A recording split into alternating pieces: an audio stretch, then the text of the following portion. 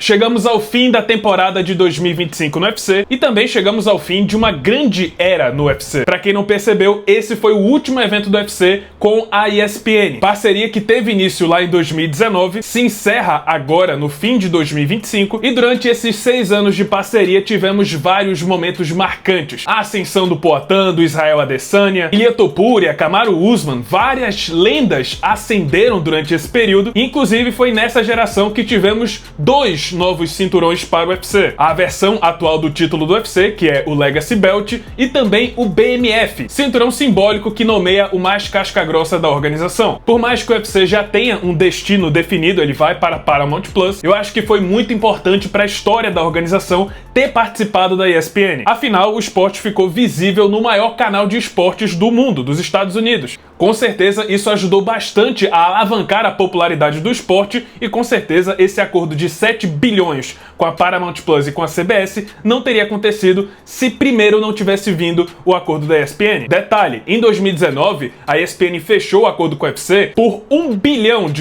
Agora com a Paramount Plus foram 7 bilhões. Eu acho que fica bem nítido o quanto o UFC cresceu durante esse período. E não só damos adeus ao UFC na ESPN, mas também damos adeus ao UFC na Fight Pass. Pois é, esse foi o último evento do UFC transmitido pelo Fight Pass aqui no Brasil. A partir de janeiro, no UFC 324, já vamos para a Paramount Plus. E vou dizer uma coisa, foram praticamente 3 anos, começou em janeiro de 2023 e vai se encerrar agora em dezembro de 2025, mas eu vou confessar que parece que foi muito mais tempo. Eu não sei vocês, mas parece que já faz muito mais tempo que a gente acompanha o UFC pelo Fight Pass. Foi um período também muito importante pro canal, foi mais ou menos durante esse período do Fight Pass que a gente conseguiu chegar nesse patamar aqui, quase 300 mil inscritos no YouTube. Agradeço demais ao apoio de todos vocês. E o Fight Pass foi muito importante pro crescimento do canal. Foi através do Fight Pass que eu conseguia montar os meus vídeos, pegar imagens das lutas, assistir inclusive programas, documentários que não estavam disponíveis aqui no Brasil. Foi assim, inclusive, que eu consegui reassistir um dos programas do UFC que inspirou o quadro de lutas históricas. Eu tô falando do Fight Flashback. Recomendo todo mundo assistir enquanto ainda tá no Fight Pass. E pra completar, damos adeus para os pay-per-views do UFC. Claro que aqui no Brasil isso não vai fazer tanta diferença, mas é um grande marco que vai mudar drasticamente como a gente enxerga o esporte. Tô ansioso para começar essa temporada de 2026, acho que várias mudanças vão ser apresentadas a partir desse período. E para fechar essa temporada do UFC com chave de ouro, vamos falar dos destaques do UFC Fight Night que rolou ontem, lá no Apex. E por falar em fechamento, a Cyber Week da INER está chegando ao fim, ou seja, é sua última chance de garantir os R$240 de desconto que a INER está oferecendo durante esse período, aquele mesmo desconto da Black Friday que foi estendido. É a sua chance de aproveitar as novidades do ChatGPT 5.2, a nova versão da IA mais popular do planeta, que se junta a Grok, Gemini e várias outras nesse pacote da INER que está com desconto exclusivo. Então não perca essa oportunidade, o link para você acessar o desconto da INER vai estar aqui no primeiro comentário fixado, e lembre-se que vocês têm 14 dias para aproveitar a assinatura. Se não gostar, você pode pedir todo o seu dinheiro de volta. Dado o aviso, vamos começar o vídeo. E vamos começar de cima para baixo. Manel Kape simplesmente passou o carro no Brandon Royval. E acho que é muito interessante que esse mês de dezembro marcou uma transição, uma nova era para o peso mosca. Porque antes, o que é que a gente tinha no topo? A gente tinha o Pantoja como campeão, a gente tinha o Brandon Royval e o Brandon Moreno como aqueles caras que sempre batiam todo mundo que chegava no top 5. Mas agora esse cenário mudou drasticamente. O Joshua Van é o novo campeão, por mais que ele não tenha batido o Pantoja. Brandon Moreno foi derrotado pelo Tatsuro Taira e agora o Manel Kape assumiu a vez do Brandon Royval. De cara temos um triângulo amoroso inédito entre o Taira, Joshua Van e o Manel Kape, que agora com certeza tá na ponta, na cara do gol para disputar o cinturão, mas lógico, nada vai acontecer tão cedo porque ainda tem um japonês na frente dele na fila. E ao que tudo indica, parece que o Pantoja não vai demorar tanto assim para retornar da lesão que teve no braço. Ou seja, tudo indica que de fato teremos uma revanche imediata entre Joshua Van e Alexandre Pantoja, e enquanto isso, o que dá para fazer é Tatsuro Taira contra Manel Kape. Quem vencer desses dois vai se tornar o próximo desafiante ao cinturão. E como se a situação atual do peso meio-médio não bastasse, eis que chega um novo tubarão na divisão. Tô falando, claro, do Yaroslav Amosov, que despachou facilmente o Neil Magny no primeiro round, na própria especialidade do americano. Vale ressaltar que nos últimos tempos o Neil Magny só perdeu